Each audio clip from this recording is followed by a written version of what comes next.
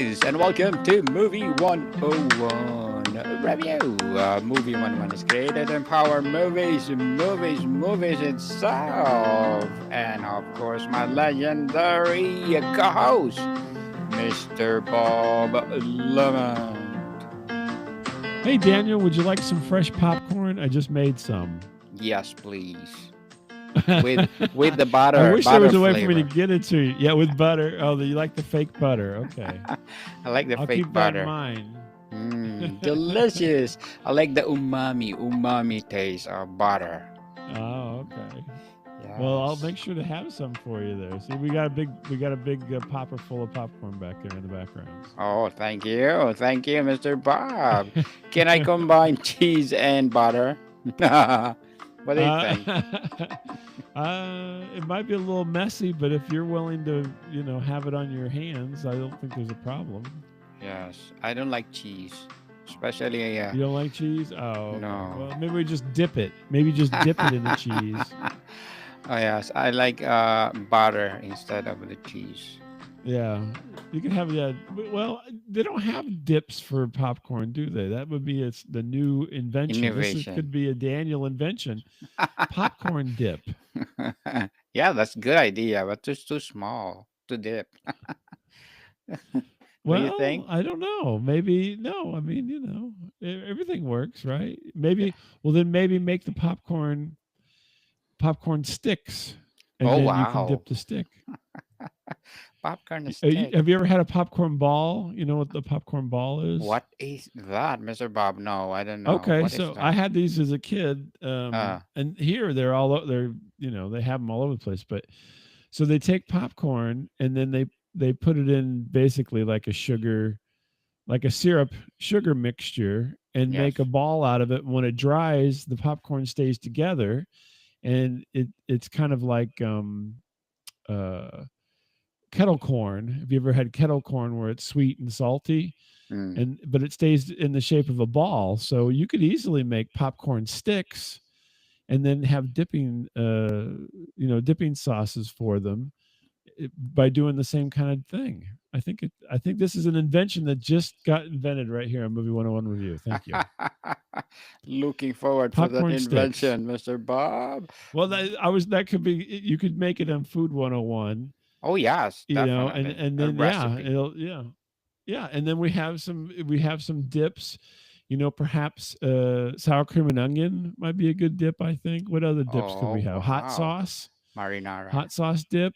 Yeah, marinara. There Oh you go. yes, marinara Cheese, sauce, which you said you didn't like that, but we could do cheese queso or cheese. ranch. Obviously, for the Midwest loves ranch for some reason. I don't like ranch dressing, Why is so it? It's easy to uh, do ranch. You know that. I It's don't easy like to do. ranch. No, I don't like it. Why? Yeah, Why is it? poutine. You could do A poutine. poutine for the Canadian. Gravy. Gravy for the American ketchup, right? Yeah, that's right. Ketchup. I think this has legs, and if you could whip up a batch, you could that could probably sell it. I bet that Mm, this has something to it. Maybe yes, definitely yes. popcorn sticks with Popcorn dipping sticks sauce. available on Movie 101 Review That's right. with the author Mr. Bob Lemon. There you Uh, go. something good in innovation to look forward in the theater. Right. AMC theaters, if you're listening, Mm, popcorn sticks, just contact us. We'll get you set up. So yes. Cineplex, if you are listening right yeah, now. Cineplex. Yeah, what's the big cinema in Canada. Canada, in Vancouver? Cineplex. Yes. Cineplex. Okay, Yes. I didn't know there's one called Cinemark that is Cinemark. out on the east coast of the United States. Mm-hmm. Was another big one. Anyway, Mm-hmm. They think that cinema sooner or later it will be like a mall in the state that, oh, what's happening to the mall? They're closing. Is it? right? I think it's just like anything. You and I were talking about other media before we started. Everything ebbs and flows, right? Radio was king. Yes. Movies were king. Television was king, but they're all still around, right? So Mm, I think they'll still be around, and it'll just be it just shifts around. And streaming is king right now. Yes. Podcasts are king, Yes. or queen. I don't know, whatever, however you want to do it. But yeah, I think the funny thing is that they all stick around because they all still have relevance. Yes. They are the I don't think they're going foundation. to go away. Yeah, they're not going to Yes. go away. Mm-hmm. But it's not like They'll just before that they change. are. Exclusively, you can only get popcorn sticks at the movie theater, so you have to go there to get them Yes, that's true. at Cineplex Available. and AMC. Yeah, Available on demand too. Ah. that's right. So, Mr. Bob, what will be our feature movie tonight? So we're going back a little ways because it is October and we're Halloween is coming up. I thought we would go back a little bit and to a movie called Fright Night. Fright Night was a movie released in 1985. It was a 1985, horror. It was kind of a indeed. horror comedy, Mm. and it starred Christopher Sarandon, William Ragsdale, Amanda Bierce, Roddy McDowall, and Stephen Jeffries were kind of the main actors in it. I personally liked it because of Roddy McDowall. Roddy McDowall, even at the time, he was still a relevant star. He'd been a child actor and grew up in Hollywood and been in everything. Oddly enough, probably one of his most famous roles was in Planet of the Apes. He played Mm. Cornelius in the Planet of the Apes movie, which was Oh, he's the 1969. But guy. Cornelius. yeah, so Okay. but he's been in all kinds of stuff. He was in the old Batman TV show. He's been on television. He's been everywhere. There he is in the picture with the werewolf. There he is with the gun. So, but he was obviously he was a little bit older in this movie, but still a fantastic actor. He had written a book. I can't remember the name of the book now, but he was around for everything and knew everybody, Oh, and wow. he was a fantastic actor. So yeah, you can look for his book. But yeah, so in the movie, uh, we have Charlie Brewster, and Charlie Brewster lives in suburban United States, and he notices his new neighbor is named Jerry Sandrich, played by Chris Sarandon, and he notices some weird things about it because a coffin gets brought into the neighbor's house. Right, it turns out he's a vampire, Oh, and wow. so then William and his friend Ed, he's they're like, something's going on over there. I think this guy's a vampire. And so then you have kind of the comedy ensue with Charlie and Ed trying to find out if this guy's really a vampire or not. Amanda Bierce, who you would know from uh, Fox Television's uh,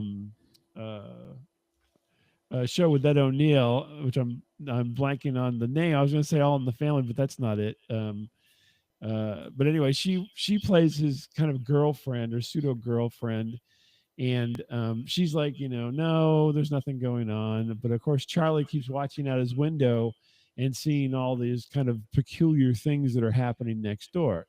So then he can't get anybody to take him seriously in his circle, and so he turns he's his only solution is to turn to Roddy McDowall, who plays Peter Vincent, who is a late night horror TV show host. So he plays old horror movies on television at night. And he's like, if anyone will know what to do about this vampire next door, it's going to be Peter Vincent, right? Mm-hmm. And so he tries to convince Roddy McDowall's character Peter Vincent to come check out the situation, and so that kind of sets up everything for the movie, and chaos ensues. Um, so, so the Charlie uh, has these weird things, and first he doesn't believe him, but then obviously he comes to know that they are. So he goes to see if Roddy McDowall's character can help him, and then uh, Billy he gets attacked Dandridge, his neighbor has a servant. His name is Billy Cole, and he attacks Charlie. Charlie's friend Evil Ed. His name is, they call him Evil Ed. He's kind of a weird character. Um, he's not he anyway. He's really evil at the end, but he goes by Evil Ed because he's kind of a nerdy kid. And in an alley, and Evil Ed subsequently, right there's Evil Ed with the Oh, with this the one. vampire, Oh, right wow. there, yeah. And the vampire gets him, and Evil Ed then becomes a vampire. Oh, And so now wow. Charlie is trying, desperately. Now his friend's been turned into a vampire, and he's got to, uh, remedy this. Well, when Vincent goes over the originally, the vampire, charms him and says, there's nothing wrong. It's just these kids. The police even show up and they're like, Charlie, you're out of your mind, right? Mm-hmm. But he wasn't. It's all true, right? It's all real. And he really has a neighbor who's a vampire, which Chris Sarandon, by the way, in this movie did an utterly fantastic job of being a vampire. I don't know why he hasn't been a vampire in a bunch of other stuff after this.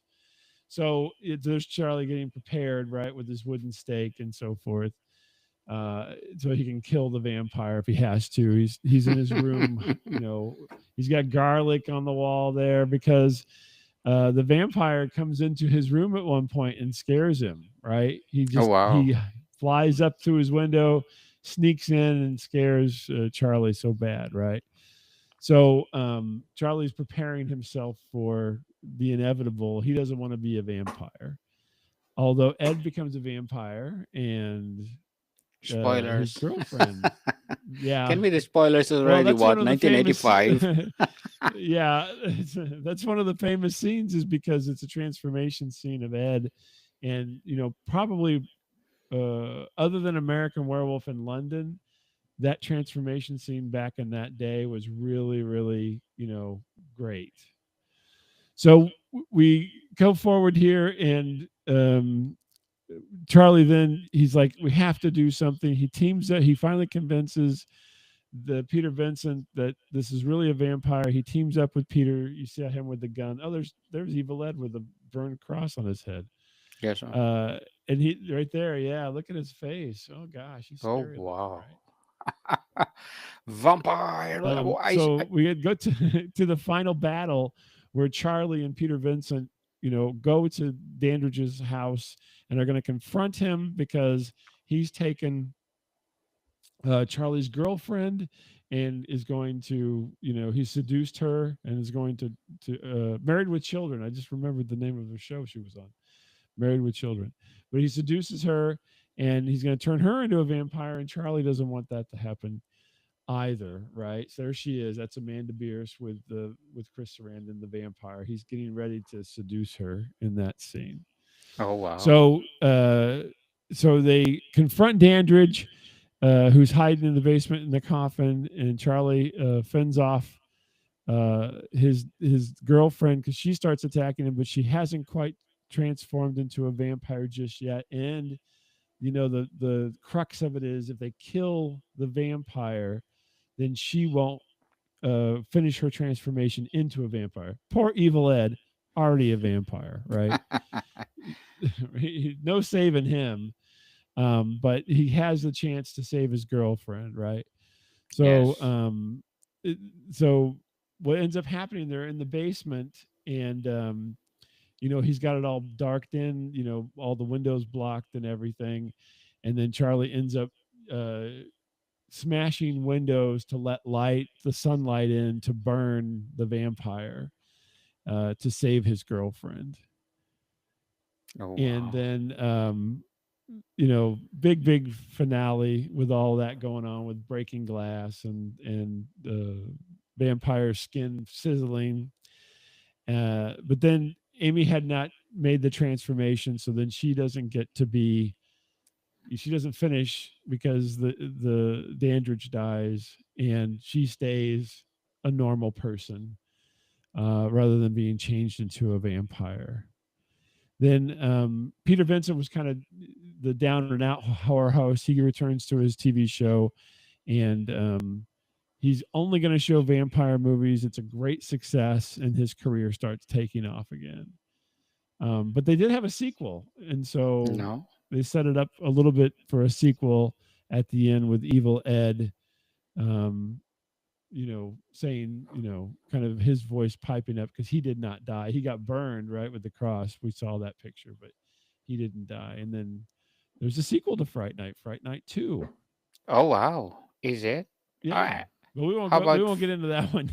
how about Fright Night 2025? Is it not? Right. Well, they did do a remake in 2011, I think it was, of Mm, this movie, but it wasn't as good. The fun thing about this movie is that again, when we talked about this before we recorded, but practical effects, everything was practical. There was no CGI. It was They did a really good job. It was At the time it was kind of gross. They're taking the coffin into the house. mm-hmm. That's his mother. there, but it was kind of gross, and very gory and very realistic for the time period, especially Evil Ed's transformation. And Chris Sarandon, I mean, the guy knocked it out of the park being a vampire. He was so smooth and suave, and everything a vampire should be, right?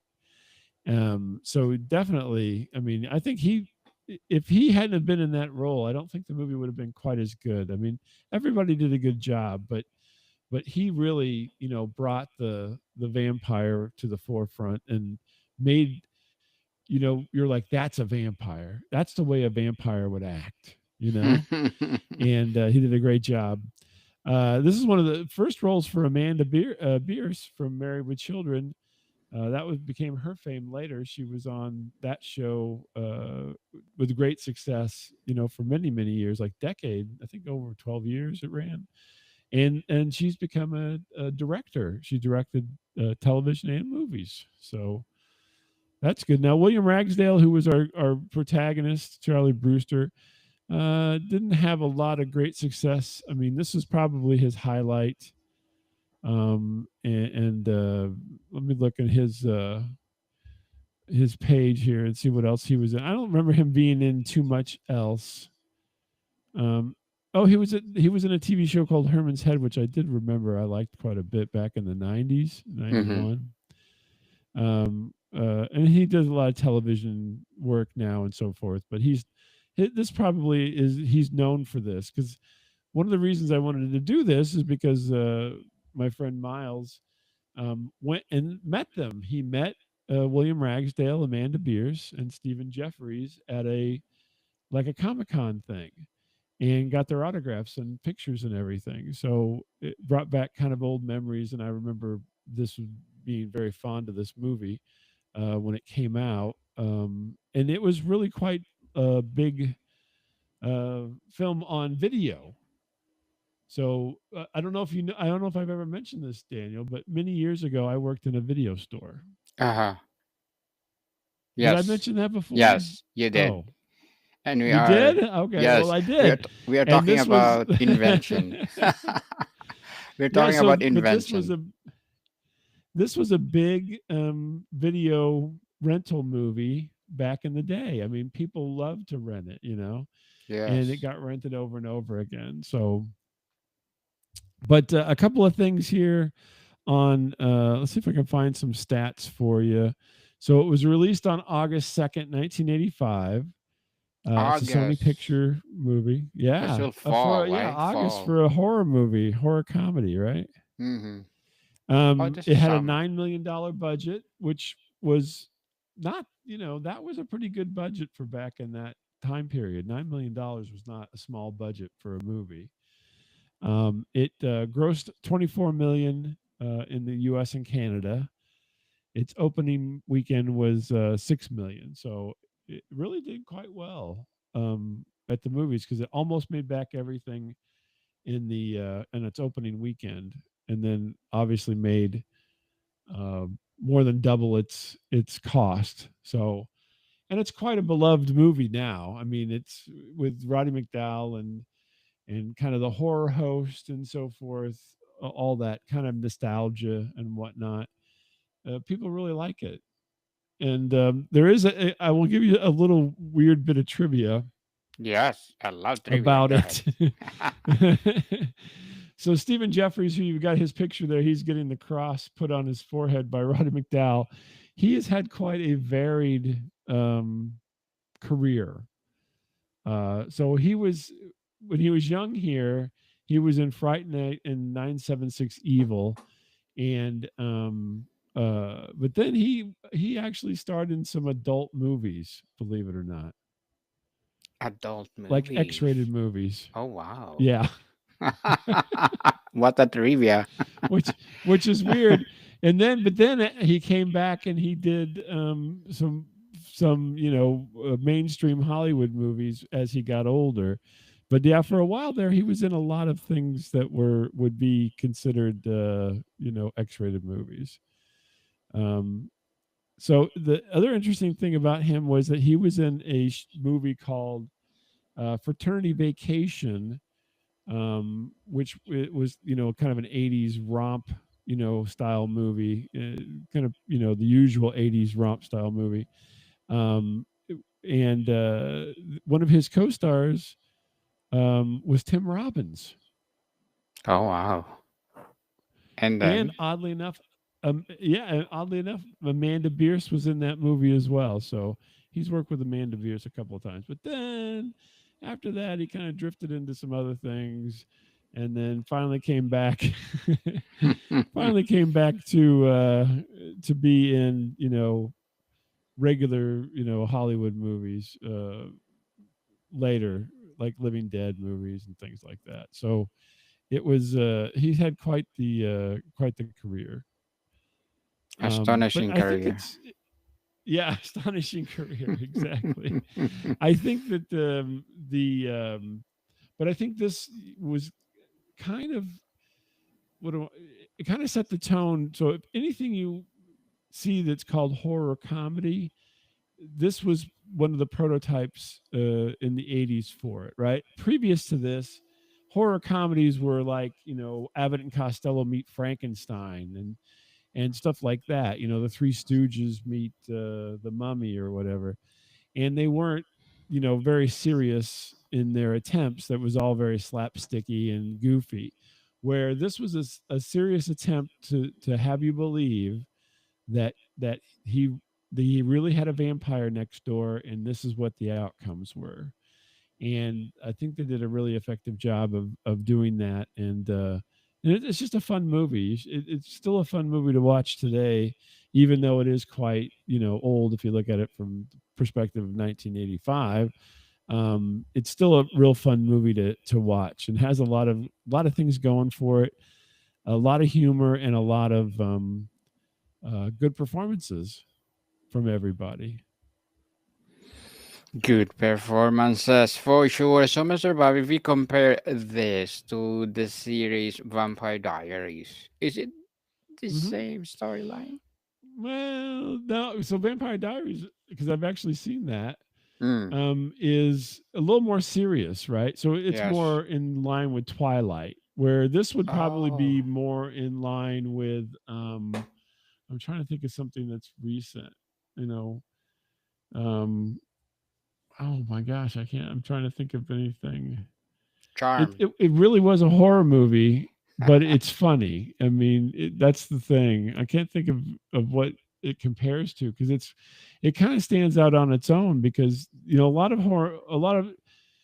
horror comedies go over the top and you don't think that they're really happening, where this one really did stay grounded. It stayed with suburban life and what might really happen, where your mom doesn't believe you and the neighbors don't believe you and the police don't believe you, and but then it's really happening. And so yeah, it's got its own little niche, I think, going on, that gets upended during the course of the movie, and then people believe him, but up until that point they don't. And it's serious enough to be a horror movie, but not so serious not to have fun. Yes, definitely. Something need to watch this coming Halloween. Yeah, Halloween. You can watch it on Halloween. I was looking to see where it's on Prime Video. like most things. And it's on Tubi, it's on AMC Plus, and it's on Amazon Prime, or you can purchase it. So all those places. Tubi, Tubi's the free service. If you don't have Amazon Prime, you can always watch it on Tubi. So Yes. Please watch it, people. So if you rate it, Mr. Bob, where you can rate it. oh my gosh, that's right. We got. I Popcorn think I rate. was gonna say, yeah, my popcorn rating, right? Yes. Popcorn I think rating. I would give this at least a 7.5 on my popcorn bucket rating scale. Oh, popcorn bucket 7.5. Maybe an 8. Maybe an 8. The Why only is thing that it? deters from it being higher is the fact that it's older now. So Yes. at the time, I probably would have Classic. rated it 10, but no, now we have to go down a little bit. So So do you think this is a classic? I think it is in the vein of a classic these days. Yeah. You Yes. wouldn't have The Walking Dead and any of that kind of stuff without this movie Yes. because it's It's really a gory. legacy. It's a legacy for those looking forward to a like this kind of genre. Yeah. Yes, You should check it definitely. out. And Roddy McDowell does a great job. Anything if you love old movies, when Roddy McDowell's in the movie, you should watch it. He did a lot of bad movies, but he's usually good in it. Yes. Do you think he deserve an award, accolade? I think he got one. I think Oh he yeah. did. But yeah, at some point in time, but he was a beloved actor. And I mean, everybody who worked with him just loved the guy. He was such a good actor and also a good person. So Yes. yeah. Wow. Oh, wait, there's a wolf. There's Ed. Oh, So this is. Ed, for some reason, Ed turns into a wolf in this movie. I don't know why. You see, there's another picture that just went by. He's a wolf. Oh, just like They Twilight, kind of as you explain said. it in the movie, but I can't remember why he looks very wolf-like. He's a vampire of some sort. So Oh, maybe so he's a wolf vampire. I don't know. So to get a that's a little combination. confusing. Yes, it's a little confusing, that part. But anyway, it's highly recommended by Mr. Bob, so please do watch it. Yeah, and I would say if you get a chance, because they do go around to all these different conventions, is go see William Ragsdale and Amanda Bierce and say, hey, I watched Fright Night. It was fantastic. Looking forward for the series on Netflix. Yeah, maybe they will make one. That would be great, wouldn't it? Why not? Why not? Okay, Mr. Bob. Another great episode on a Movie 101 review. Please do watch Fright Night. And Monica people, see you soon.